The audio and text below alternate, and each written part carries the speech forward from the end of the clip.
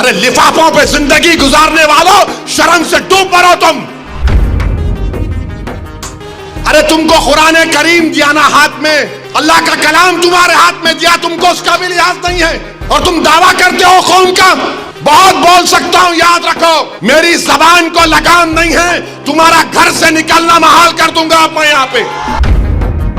अस्सलाम वालेकुम रहमतुल्लाहि व बरकातुहू। महाराष्ट्र के इंतखाबात में मौलाना सज्जाद नोमानी साहब हिंदुस्तान के मशहूर व मारूफ बुज़ुर्ग आलिम दीन है। उन्होंने एक लिस्ट जारी की थी जिसमें बहुत सारे उम्मीदवारों की तायद की थी, जिसमें औरंगाबाद में ऑल इंडिया मजलिस इत्तेहादुल मुस्लिमीन के नुमाइंदे हैं जनाब इम्तियाज़ जलील साहब। उनकी तायद न करते हुए उनके मुकाबले में समाजवादी पार्टी की तरफ से इलेक्शन लड़ने वाले डॉक्टर अब्दुल गफ्फार कादरी साहब की हिमायत की थी, जिन्हें इंतखाबात में इलेक्शन में 2024 के असम्बली के महाराष्ट्र के इंतखाबात में जिसका रिज़ल्ट अभी हाल ही में आया, वहाँ पर सिर्फ उनको 6000 वोट मिले, जबकि इम्तियाज़ जलील साहब जीतने से रह गए और 2000 वोटों से उनकी हार हुई।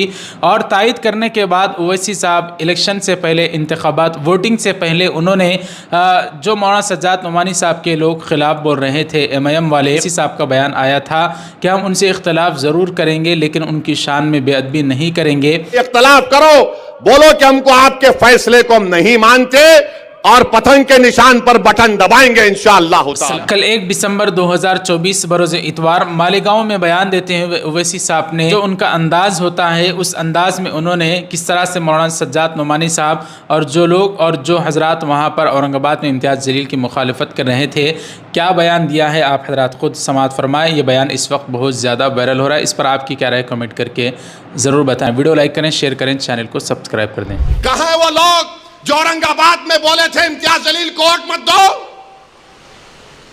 उस समाजवादी पैंडेट को तो बोले थे, अरे चेहरा दिखाओ औरंगाबाद के अवाम के सामने तुम। अरे लिफाफों पे जिंदगी गुजारने वालों, शर्म से डूब मरो तुम। मेरे घर को आए थे, हैदराबाद को, बगैर बोले मेरे घर को आए। मैं वक्फ के बिल की मीटिंग में जा रहा था, पलट मेरा गार्ड फोन करा के साहब इतने लोग आए, मिला। घर पे आए तो मैंने कहा कि मेरा घर इतना बड़ा नहीं है, आप लोग 20 लोगों को ले लीजिए। 20 लोगों को बिठाया, वो बात करे, मैं बात करा, लेटर लिख के दिए, इनको टिकट दो, मला मैं गौर करूंगा।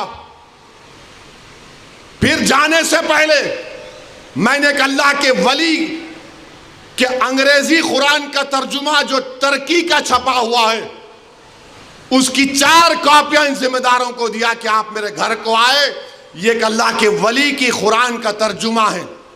एक एक के हाथ में दिया तो औरंगाबाद जाके बोले हम घर को गए थे, हमारे को चाय तक नहीं पिलाए। अरे आप पहले से बोल देते तो नान खलिया खिला देता मैं आपको। मेरे को नहीं मालूम था कि तुम मेरे घर को खाना खाने आ रहे। अरे तुमको कुरान करीम दिया ना हाथ में, अल्लाह का कलाम तुम्हारे हाथ में दिया, तुमको उसका भी लिहाज नहीं है और तुम दावा करते हो कौम का। बहुत बोल सकता हूं, याद रखो मेरी जबान को लगाम नहीं है, तुम्हारा घर से निकलना महाल कर दूंगा मैं यहाँ पे।